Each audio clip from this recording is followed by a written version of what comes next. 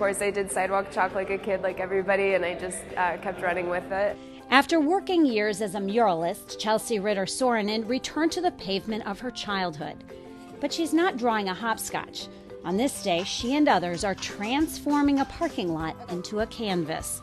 Their masterpiece, a giant 20 by 40 foot chalk cake to celebrate St. Louis's 250th birthday. We have like a standard driveway surface, so it eats up chalk pretty well, but what we've been able to do is mix water with our chalk and then paint it on. She's part of a growing group of illustrators, designers, muralists, and chalk artists working together to promote this special performance art in public places. You may have seen their chalk designs around St. Louis, outside Busch Stadium, and other special events. Chalk art also really brings attention to, just like all public art, brings attention to spaces that we might otherwise overlook. So sidewalks, driveways, concrete cylinders, things that we are very immune to. I would like to do a surprise for people on the sidewalk. So I get to do something that, say, only 100 people got to see before a rainstorm. Rusty Conklin first learned about chalk art when he came across a festival in San Antonio, Texas 5 years ago. So I walked, I studied it, talked to everyone there, came home and just let it out on the sidewalks in St. Louis.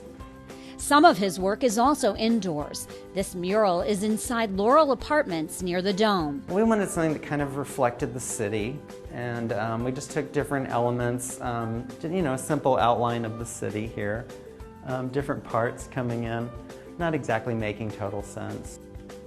He says the fact chalk art doesn't last is part of the attraction. It's the audience that got to see it. To promote the chalk art movement, Rusty and Chelsea formed a group called Chalk Riot. It co-hosts a festival in the Loop each year. Several artists who normally work indoors with canvas, for the first time took their work to the sidewalks. In recent decades, chalk art has grown in popularity. Some of the jaw-dropping works are three-dimensional and anamorphic. If you see them online, often, ideally they're shot from a certain perspective, and that's what's really kind of plays with your mind. But all of those pieces, if you just take a stroll around them, you can see all the adjustments that the artist had to make to accommodate for that, to make it work from that one angle. The formation of Chalk Riot fulfills his organization's social mission to make all art sustainable in St. Louis. He wants to connect chalk artists with potential customers and a widespread audience. What a lot of people don't realize is that a lot of the images that you see online, the large scale, the kind of waterfall going into the concrete or something like that, can take a team of artists many days to create. You don't just sort of whip it out, Chalk art displays range in cost from about $350 for a small work to several $1,000s for the larger, more detailed pieces that may require a team of artists. We find that whenever we do it, people are totally fascinated by it. I mean, it's like the ultimate people magnet. Working with the challenges of a porous, rough canvas, artists use many different tools. To keep costs down, Rusty makes his own chalk, using plaster of Paris, different dyes, and popsicle holders. He often creates his designs on paper, then puts them on chalkboards or sidewalks, using everything from his hands to erasers. Pipe cleaners. I actually take pipe cleaners and wrap my fingers with them, which gives them a little fluffy edge, and then I can smear.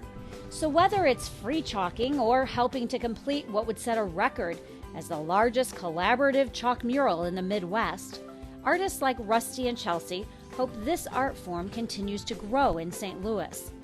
While chalk projects don't last forever, they say it's worth the time and effort. For State of the Arts, I'm Nancy Pasternak.